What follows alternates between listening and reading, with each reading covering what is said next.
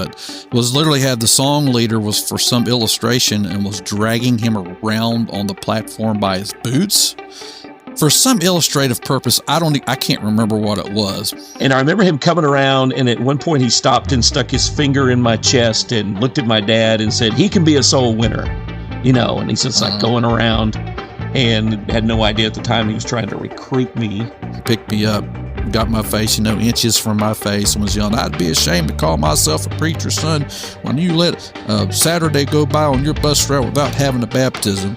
How absurd it is to think that whether another person, an eternal soul, is lost or saved depends on, it's all on your shoulders, Mark. Mm-hmm. And you had better produce. And if they go to hell, it's your fault. Yeah.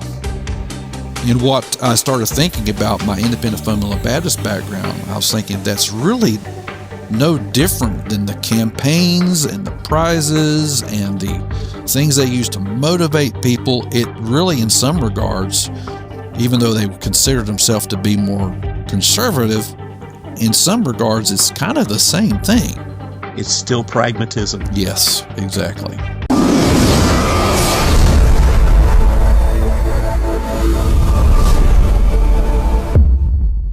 Welcome back again to the Kingdom Reset podcast, where we challenge limiting beliefs and help fine-tune your perspective so that you can find your kingdom purpose and find your kingdom calling for your life.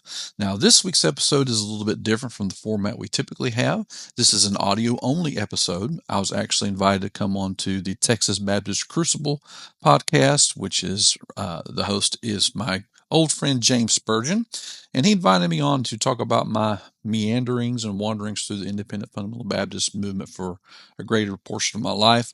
And if we went to college with some of you back in the 90s, you might hear some names you haven't heard for a while. You may even hear some stories that you hadn't thought about in a while. But I hope you'll enjoy this conversation, and I hope it'll be a help. And so let's dive into it right now. All right, I'm here today with a good friend of mine, Mark Gaston. I say good friend. One of those good friends you don't talk to for years and years and years, but you say, "Oh yeah, I know that guy. He's a friend of mine." And but Mark and I have talked sort of, never in person. Like I haven't actually heard his voice until I heard him. Well, I think I heard you on a couple of Facebook things you did, so I had heard your voice. Right. And then I heard you recently because you've started doing a podcast, the Kingdom Reset podcast. And yes, I definitely wanted to have you on for that. When did you arrive in Longview? I started college there in 1992. So that's when I would have met you, 1992. And before you go on, and I'll shut up and quit interrupting. Okay. Who was the absolute best bus captain that you ever worked for? Let me see. Ronald Moses, maybe. I don't know. I love Ronald. Ronald's a great guy.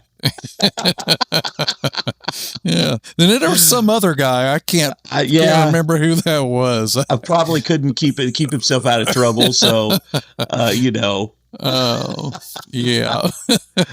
Okay, but you did. You worked on my bus route. Yes, so tell me, we'll get to that in a minute. Tell me what made you decide, and how old were you, and what made you decide to come to Texas Baptist College, Longview Baptist Temple? Well, I grew up in a preacher's home. My dad was independent Baptist, and was for the entire time. He's retired a few years ago, but he was kind of the more moderate independent fundamental Baptist. I would not like some that, definitely not like Longview was back in the day.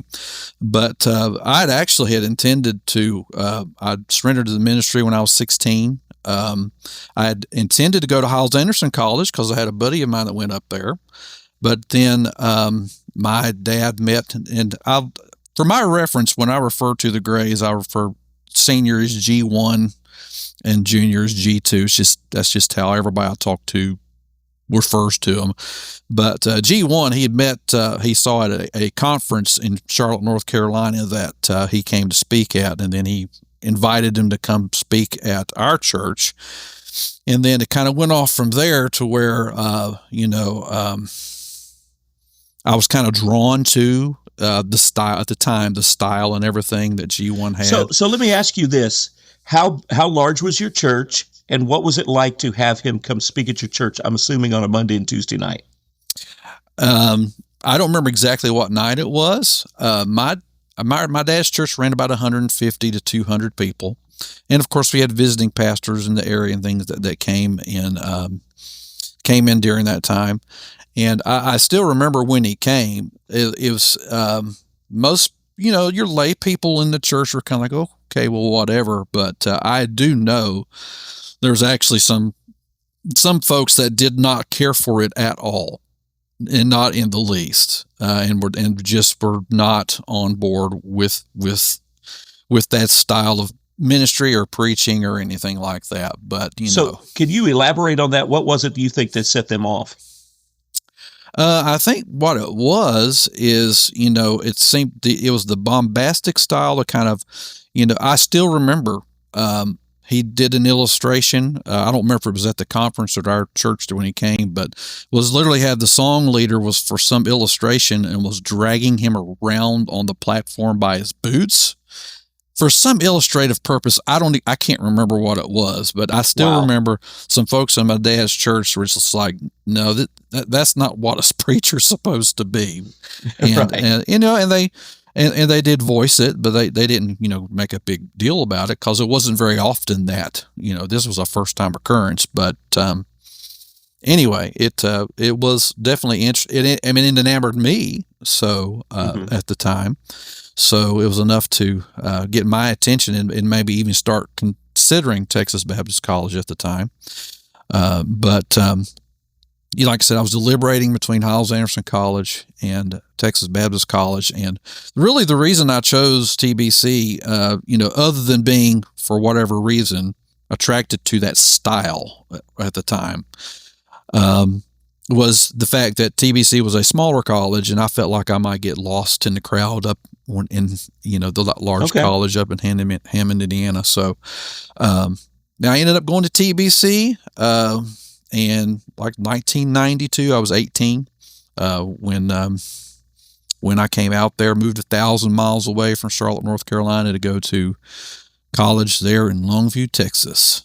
So, wow. Yeah.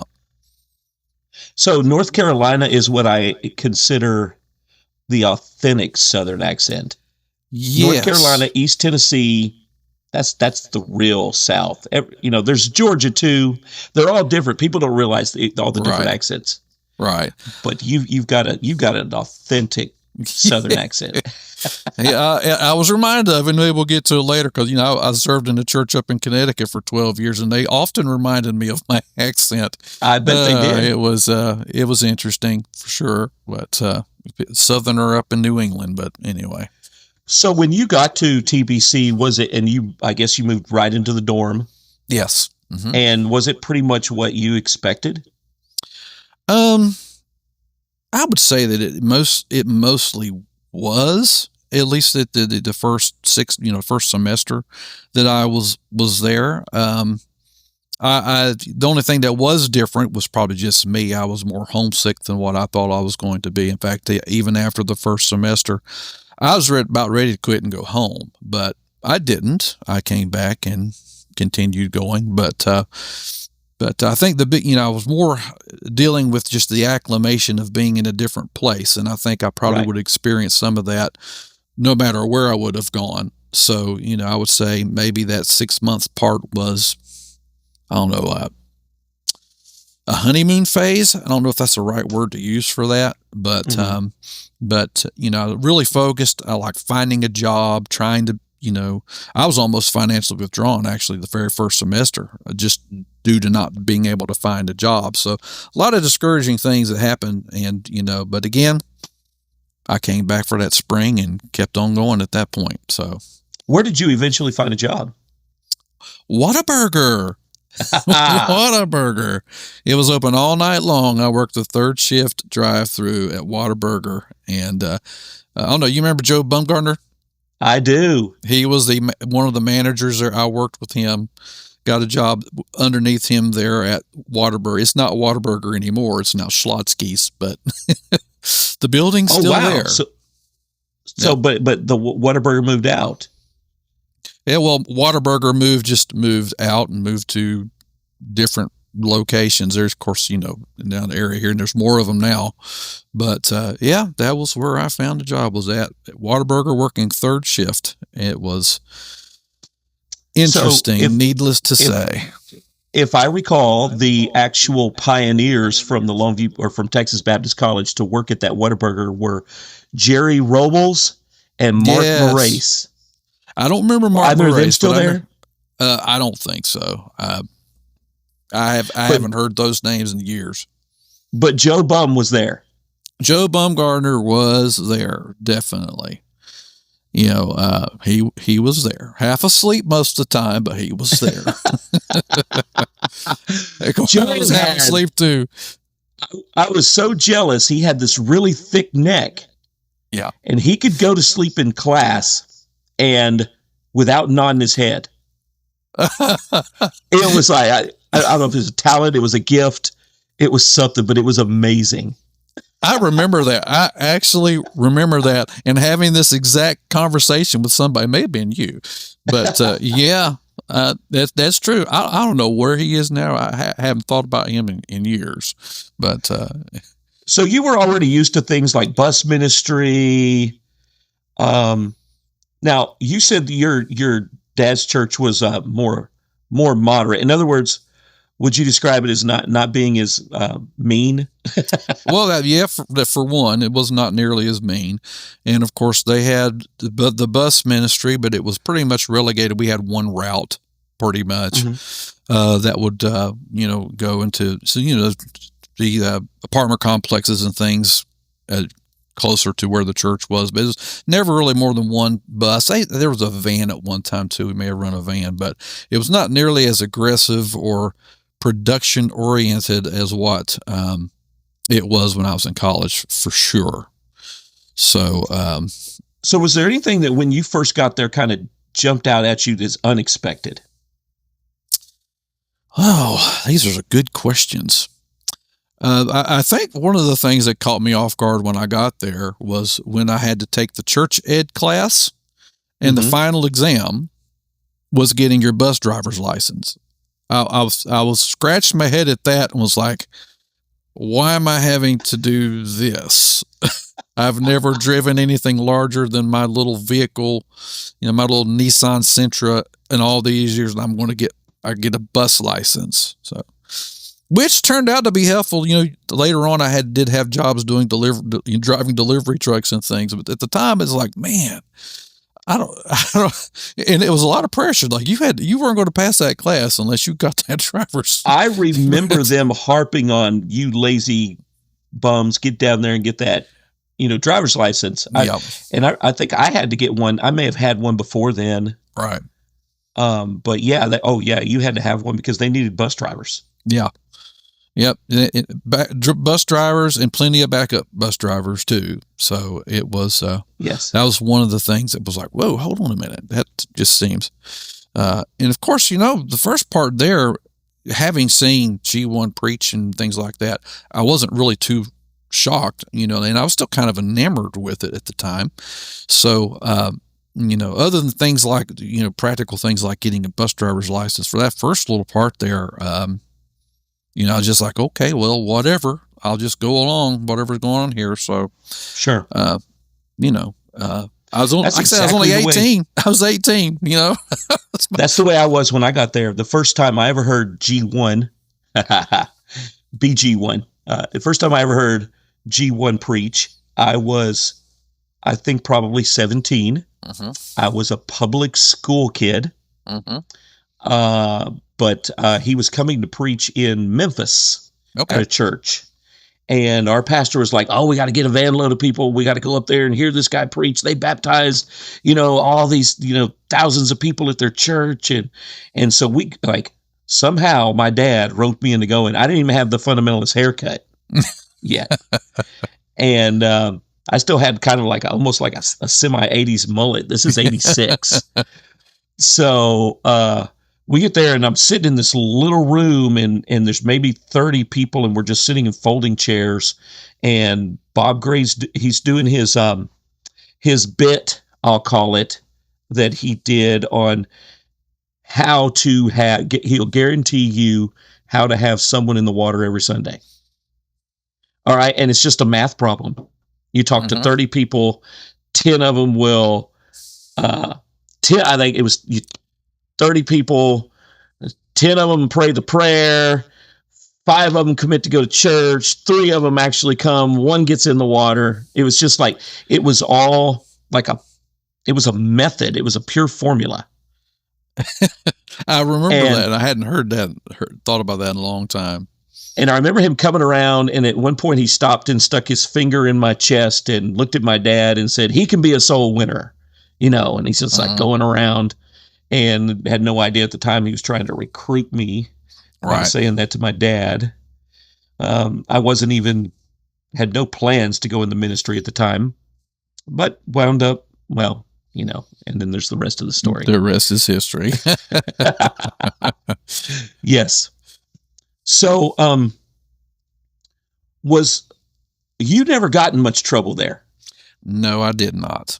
I was, it's probably just my personality. I'm kind of an easygoing guy. And I was thinking, I think part of the reason why, I was listening to your other episode the last one.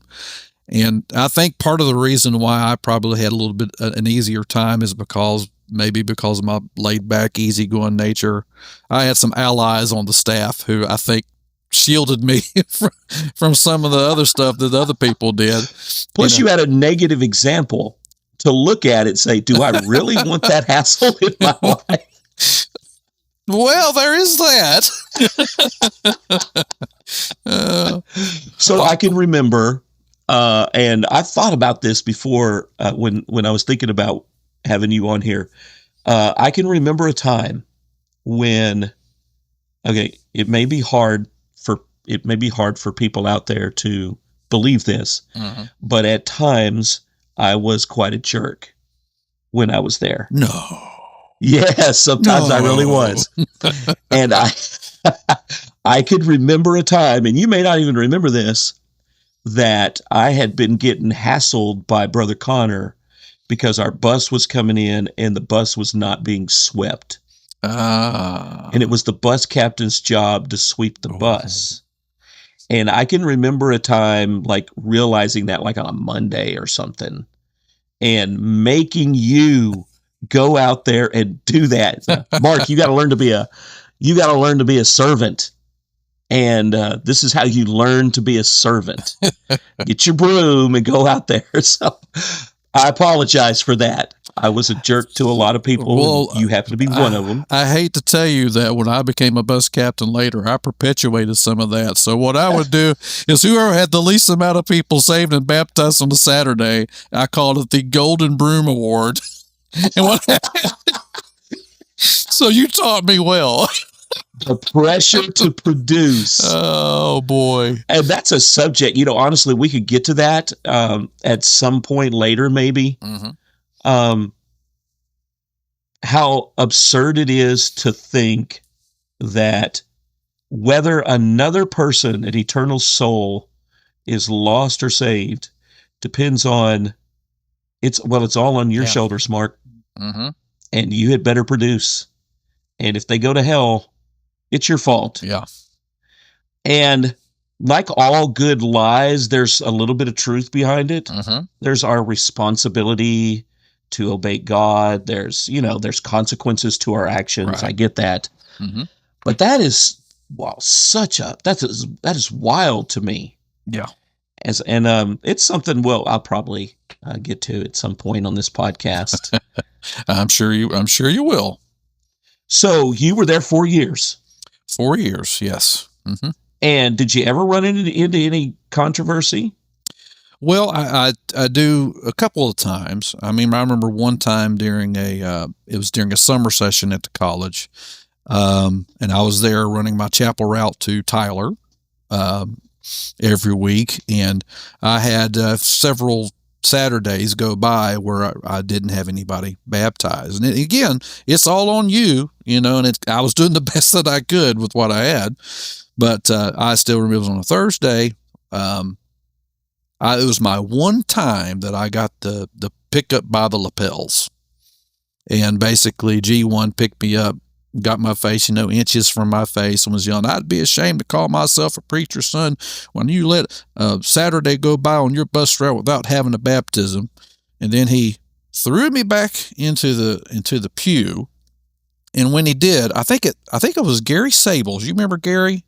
Yes. Was sitting behind in the pew behind me, and the pews weren't bolted to the floor, and it slid that pew right to his knees, and he's like, "Oh!" And of course, he told me about it afterwards. But that was probably the closest thing. I mean, I was able to avoid, being a topic of Sunday night and or Thursday chapels and things. But that one summer session, and I was kind of glad there weren't very many people there to see it, because it was kind of humiliating. But that was probably one of the biggest thing. And I didn't think, I think more of it now than what I did back then. I was just a kid. It's like, oh man, I got to figure out something. I don't know what else to do. But right. Well, let me say this for the people out there who've never been in this type of a ministry, that it was very easy if you were willing to, if you didn't have a conscience, you could get a baptism. Mm-hmm. Like, in other words, if all that's counted, the integrity of the numbers was never inspected, only the number itself. Mm-hmm. The integrity did not matter. And if you'll remember, G1 used to always say, "Inspect what you expect." Like, that was a truism that he would tell you. And I noticed that the integrity of the numbers were never inspected. But if you didn't have a number, like you went a couple weeks without a number, then you were warned. And it wasn't a warning. It was that wasn't a threat against you. That was a get in your face and remind you of what you're supposed to be doing because you're slacking. But I know, because I know you, and I was there, that if you didn't have anybody in the water, that was because you had more integrity. And there were people those weeks who had, quote unquote, people in the water. Right. And who did so with zero integrity. Yeah. And so, in a sense, you're punished for your integrity there. Yeah, I mean, speaking of integrity, I mean, if you want to get into that, I remember the pressure being so immense to produce as far as baptisms and souls.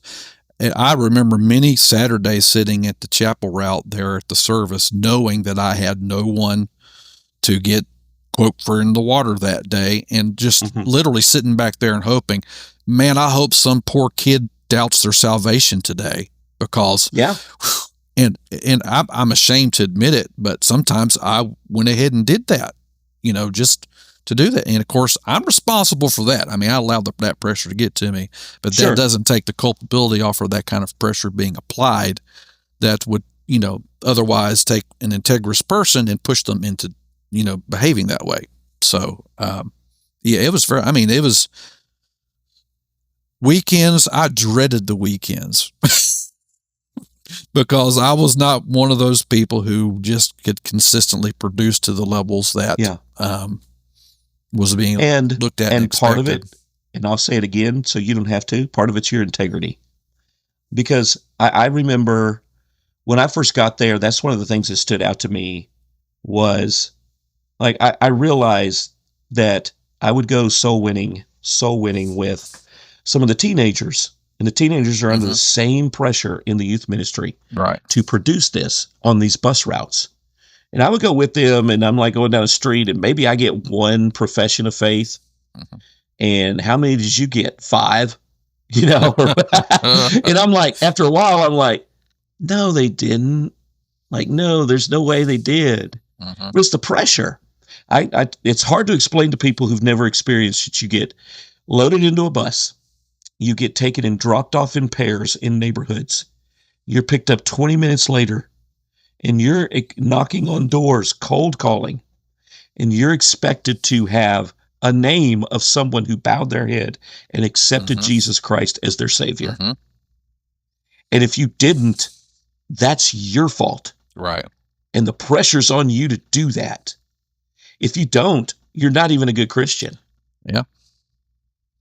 And, using biblical terminology, they expect you to plant, water, sow, and bring the increase all the same time. In 5 minutes or less. Yes. Yep. Exactly. Yeah. So the integrity of the numbers. So I'll give this anecdote. My parents were there with me the first 4 years I was there. Mm-hmm. As I expressed to Paul last week, who finished off this wonderful degree in 2 different places in 3 total years, and some of us took twice that long. That was me. But my parents were there the first 4 years, and there was a Sunday when my dad was all excited because he finally, he didn't think he was going to have anybody for the water, Right. that Sunday. Mm-hmm. And so he did what a lot of people did. They went to the Highway 80 rescue mission. Okay. Because you could get some of the homeless people that were coming in there to the rescue mission. Yeah. And he went and talked to a guy, led him to the Lord, brings him to church, brings him up the aisle at the invitation. And here comes G1. And G1 starts talking to the guy, prays with him again. And then the guy's getting baptized. Oh, my goodness. And then later on, like about a week later, G1 is speaking and saying, I've had a streak of, 20-something years, every Sunday having somebody in the water. And it was down to Sunday night this past week. But a guy that I had led to the Lord showed up at church, and totally, that was his one to keep the streak alive. My dad brought that guy to church. Oh, my goodness. Oh.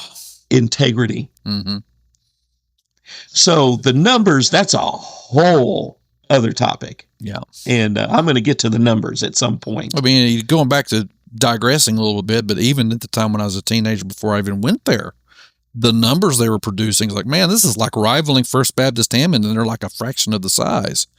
Uh-huh. Of course, then you get there and realize, well, there's some fluff, a lot of fluff to those numbers, so, and you don't know that going into it, No, you don't. Mm-mm. I arrived in Longview honestly believing that this must be the holiest city in Texas. Mm-hmm. This church is seeing so many people saved every week, the whole town. And then you get there and you're like, well, they've got, 800 on Wednesday night. Where are they all? Of course, that's the question they make fun of. Yeah. Right? Where are they all? Well, they make fun of it because it's asked so often. Right. And so the image, the picture that we're given is that, well, here's where they are. They're, every other church in town has a lot of people in it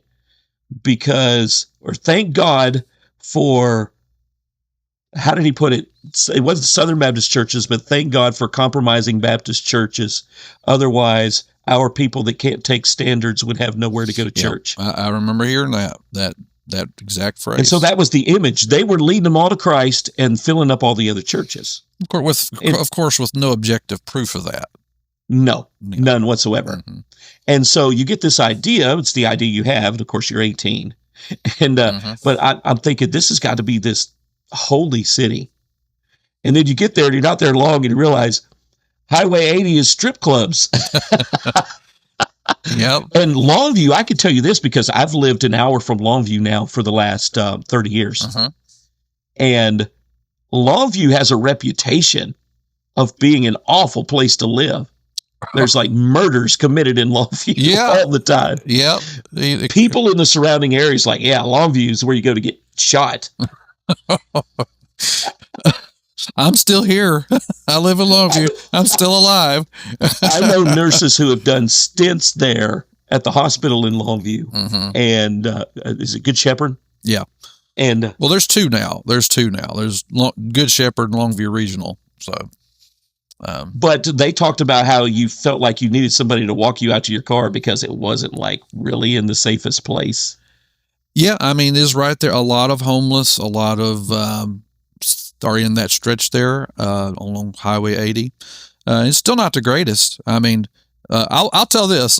this is off topic, but the McDonald's that's down the street from the hospital, they actually have to keep a security guard in there all the time in that, Wow. just to make sure people don't just, panhandle and just hang around and that type of thing, Sure. know, so, and, disrupt business. But, like it's Dallas or something. yeah. So, I've seen that before, and it's like, well, okay, all right, well, Well, interesting. thank God for a soul winning church, or it would probably be Sodom and Gomorrah, and God would have destroyed it by now. Oh my goodness. So 4 years and you graduated. Yes. Yep. Any trouble getting your credits or anything like that?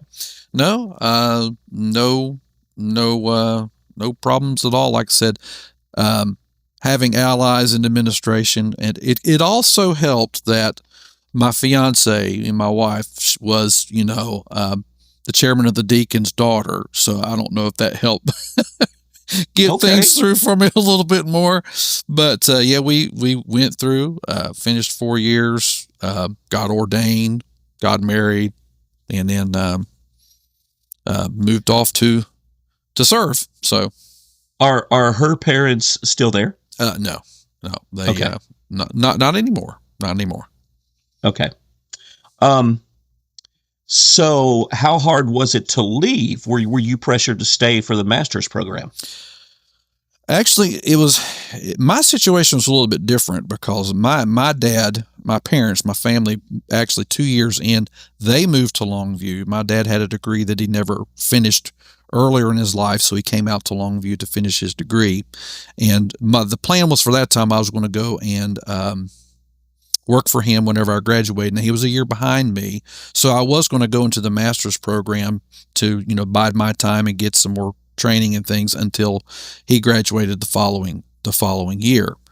But an opportunity came up to the church that I was in right there, and so I was pretty much diverted away from that plan to taking this position up in New England.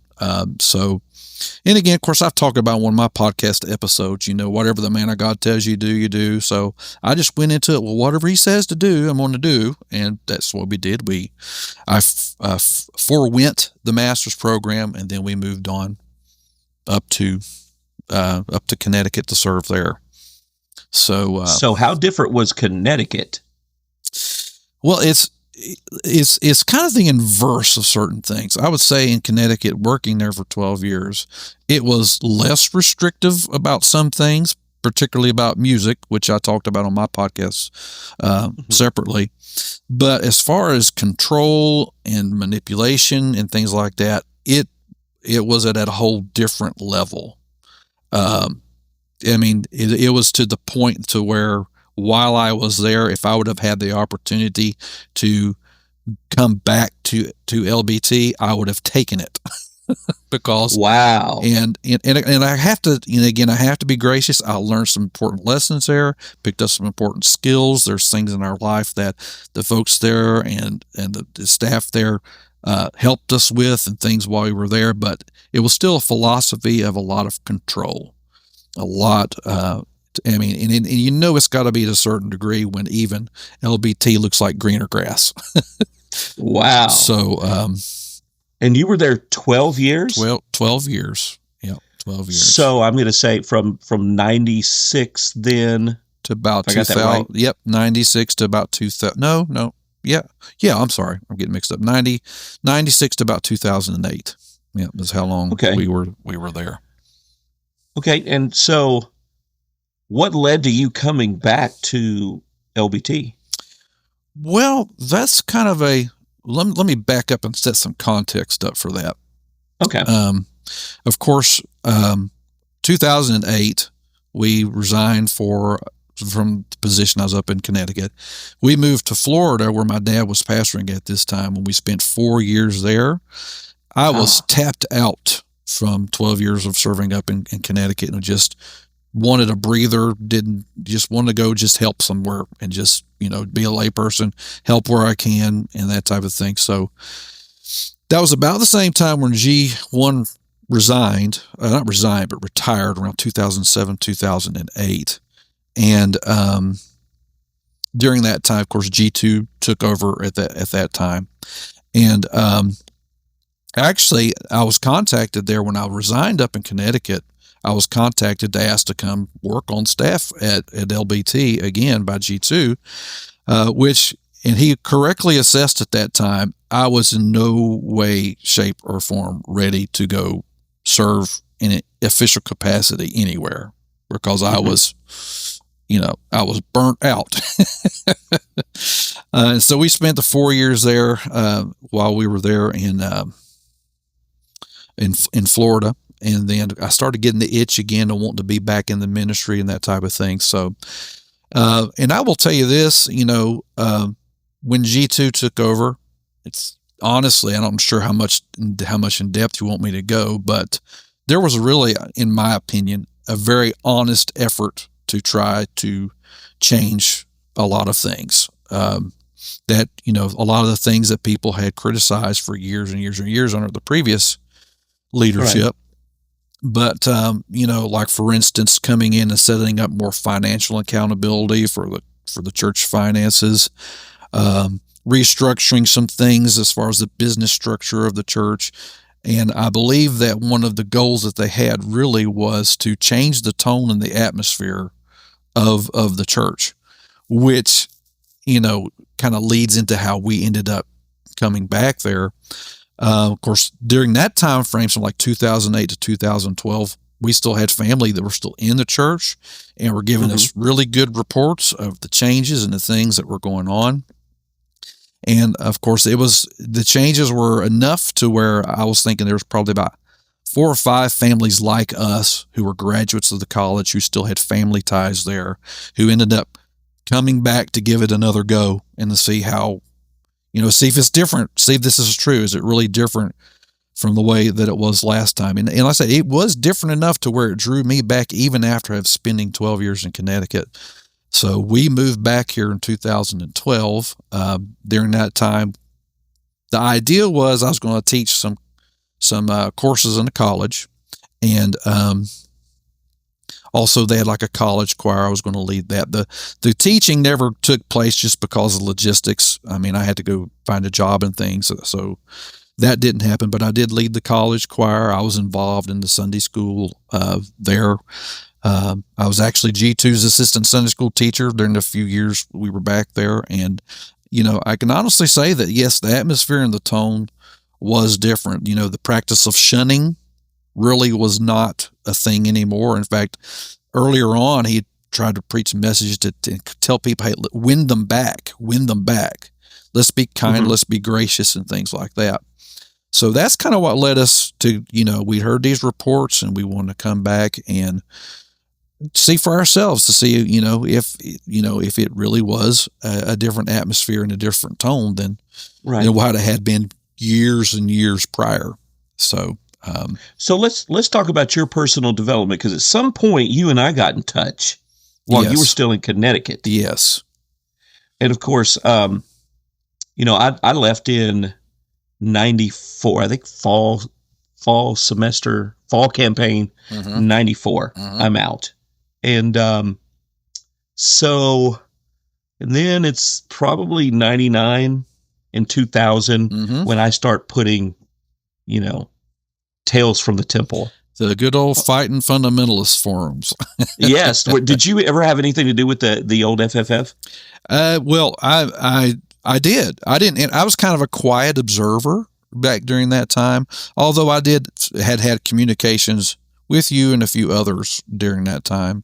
But yeah, I still remember waiting with bated breath every time you put a new, and so I'm not going to say that,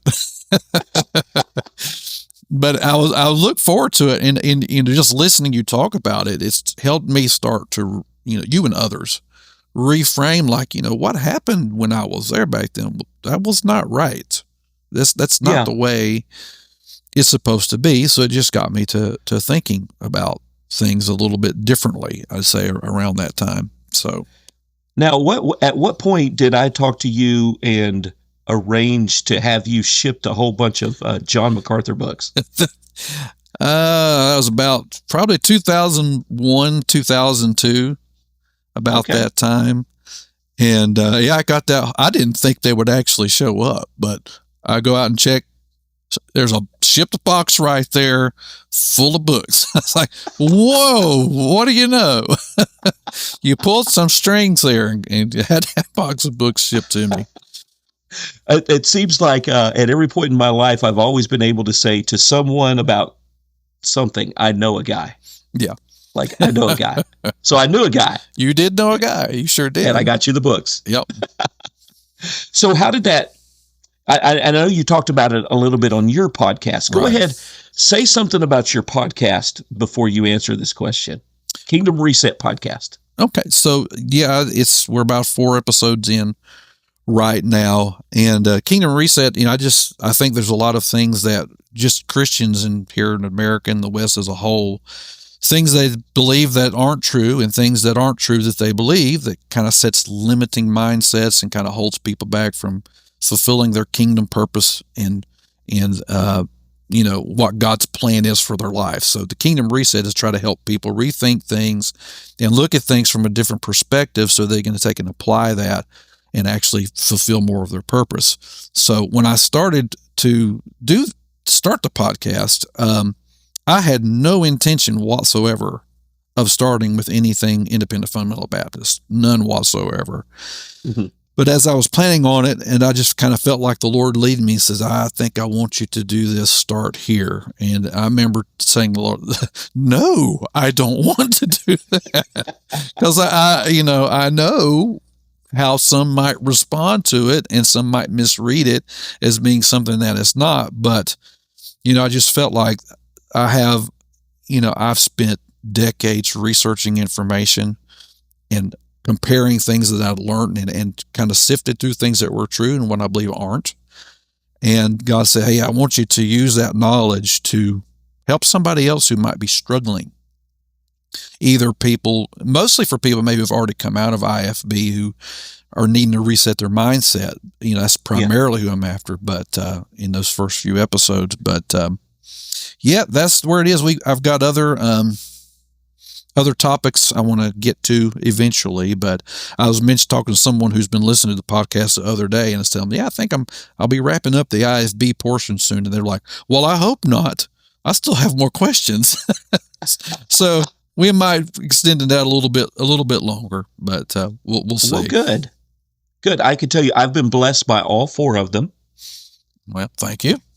And I thought you really, especially, well, we'll talk about it some more next time, but I felt like you really, right off the bat, you hit the nail on the head. I'm mixing metaphors here. Right off the bat, You hit the nail on the head. Yes. With the King James onlyism. Right. Mm-hmm. And how it's a you could express it better, but it's a bubble. It's like keeps you in a bubble. Yeah. We'll get to that later. Yes. Yep. Well, tell me, while you were in Connecticut, how you began to change your thinking and what caused that. Well, of course, that box of books got me, thinking, and I started reading through them. And one of the things that jumped out to me that I think I started, and I've never really talked publicly about this to anyone at all, but in reading those books, I think the first book I read in there was The Gospel According to Jesus, I believe, and MacArthur in that book, if I remember correctly, was talking about, the seeker-sensitive church movement and things like that, how people are changing music and things, trying to do things to draw people in. And what I started thinking about my independent fundamental Baptist background, I was thinking that's really no different than the campaigns and the prizes and the things they use to motivate people. It really, in some regards, even though they consider themselves to be more conservative, in some regards, it's kind of the same thing. It's still pragmatism. Yes, exactly. Mm-hmm. Yeah. So, I mean, I started, going from there and just started, listening to sermons by different people, comparing it. What's the Bible say? And I'd say it rattled me for a little while because, it kind of set up a cognitive dissonance because I was serving there and then having these thoughts that were opposed, not just to there, but just to the extreme IFB type of stuff in particular. But just analyzing things and thinking about things and everything else. And that it took many years, but it was kind of the substance of me beginning to thinking, well, maybe there are other ways of looking at things that are more biblically grounded. And again, I'm not saying that every sermon, every time is always wrong. I'm just saying just the key things, the philosophical things that need to be, need to be analyzed. So that was around 2002, and of course, we stayed there for another 6 years after that, and I was just kind of percolating and thinking through different things. So, I really appreciate that box of books. Well, you're welcome. Then you get down to Florida, where your dad is, right? And how much had your dad changed during that time period? There had been some change already because there had been some, and I can't go into details of things that kind of had transpired to where basically it very much my dad kind of distanced himself from Longview, from G1. And so at that, he was still independent fundamental Baptist, but had, and this is kind of the way, my dad was a pastor from the time I was like 2 or 3 years old. And I still remember about that during that time frame, something he always talked about. He says, I want church to be simple. He said, when I was early in the ministry, it was simple. There wasn't a bunch of, expectations. There wasn't a lot of pressure and things. It's just simple church people coming together, learning the Word of God together, trying to do their best to reach their neighborhoods and community together, and just keeping it simple. Not get rid of all this architecture. Just keep it simple. And so I'd say he's still independent fundamental Baptist at the time, but had distanced himself somewhat from G1 particularly and LBT. So at that time.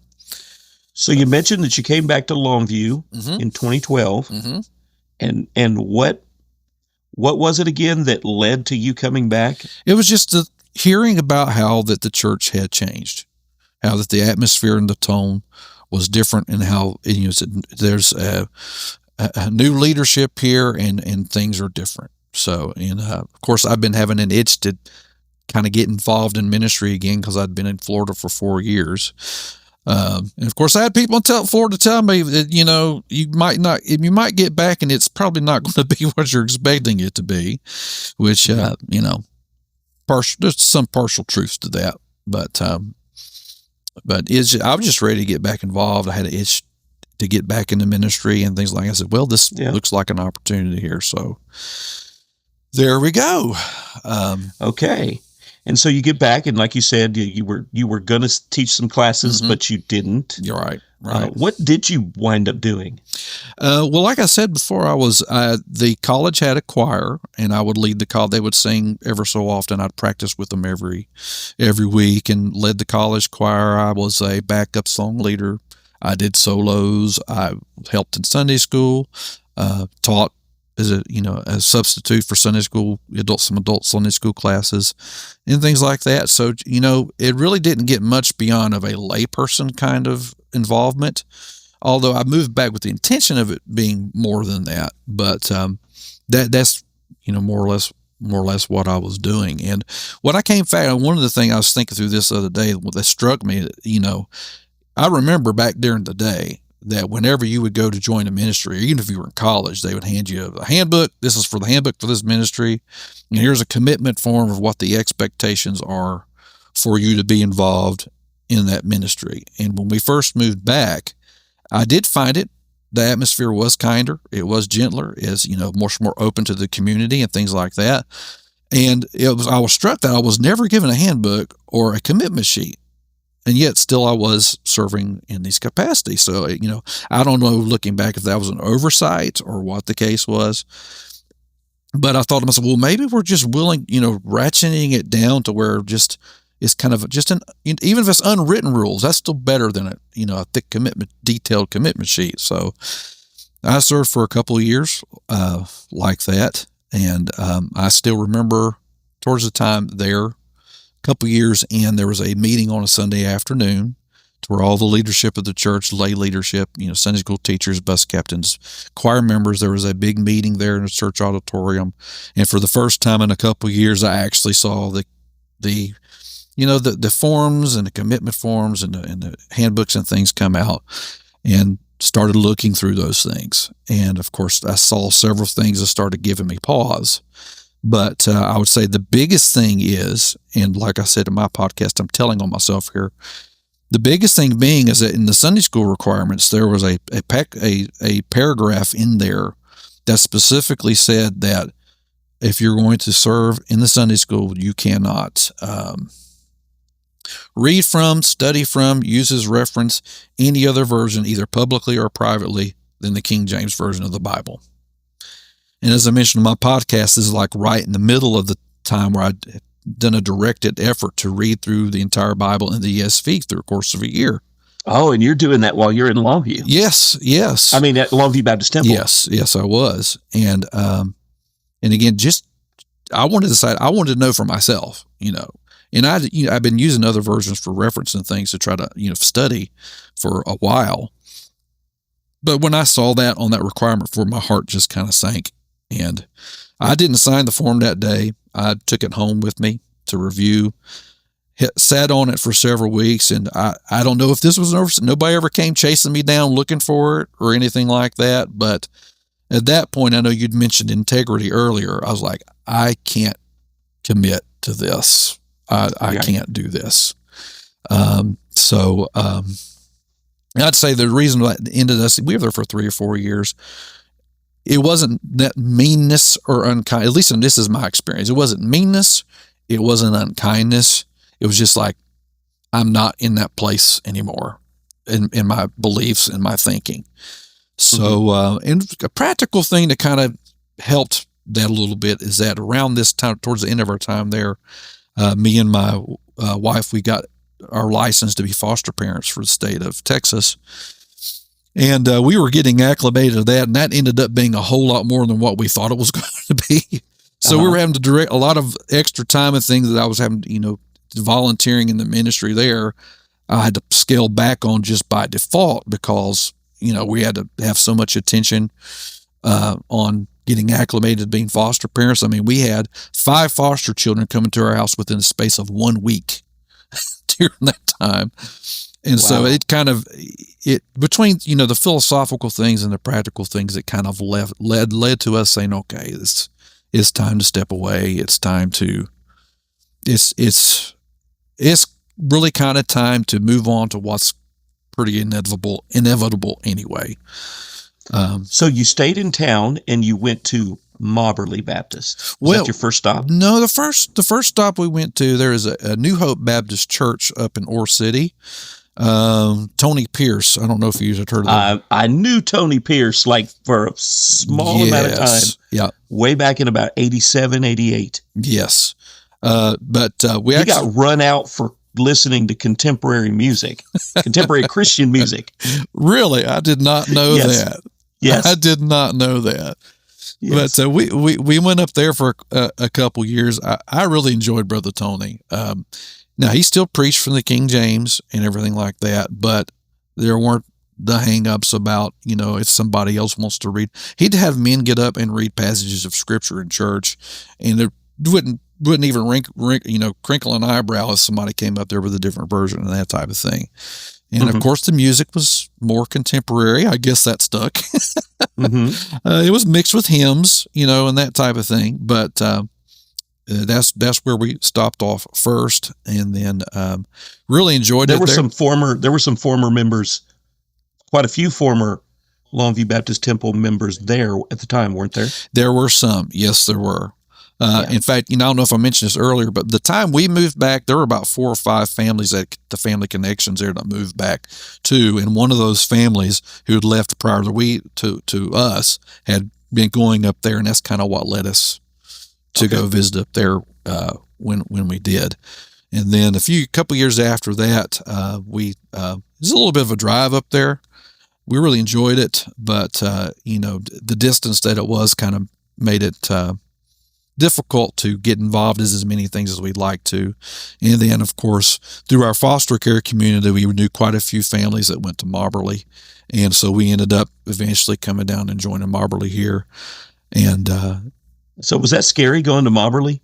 No, it actually it wasn't, because our foster care agency, which is Buckner here down in Longview, had held some of their conferences and things for foster parents and workshops there at Moberly. So we'd been on and off the campus even when we were still LBT for trainings and things like that. Okay. And like I said, we knew other foster adoptive parents who were over there. Still could go to a small group with a lot of them. And it's just, it just was the right thing for us for that time, and has been for the last. So Moberly's interesting to me because my recollections, if I'm not mistaken, it is the largest Southern Baptist church, or the largest church in town, is it? I don't know the exact stats. If it's not the largest, it's one of the largest. Okay. Yeah. But it was, in fact, I would not be surprised to know in real numbers, not reported numbers, but it was larger than LBT back in the day. I'm pretty sure that it was. I mean, I'm not sure how long they've been in the current auditorium, but I think it seats 1,200. And, yeah. It's and so the only thing that we knew about Moberly was that it was a liberal church. How long were you there before you quit believing the Bible altogether? Milliseconds. No, oh, just kidding. But now that I remember, I actually had more ties there, because Moberly at one point had a performing arts academy, which basically meant they provided voice and piano and instrument lessons. And when I moved back to Longview, I actually got a part-time position as a teacher there at Moberly in their performing arts academy, giving piano lessons. So, and that was back 2012. I started doing that right away, and did that until Obamacare had to shut down the they couldn't hire us as contractors anymore, but as employees, and it just didn't work. But the connections at Moberly started even back when we first moved back, and everything else. So well, for the record, for people who might not realize when I'm being facetious, Moberly is a Bible believing, gospel preaching Southern Baptist church, correct? Yes, it is. Yep, sure is. Good. And they have a huge ministry, and they reach people in the community, and they do all the things that that you expect a larger church to do.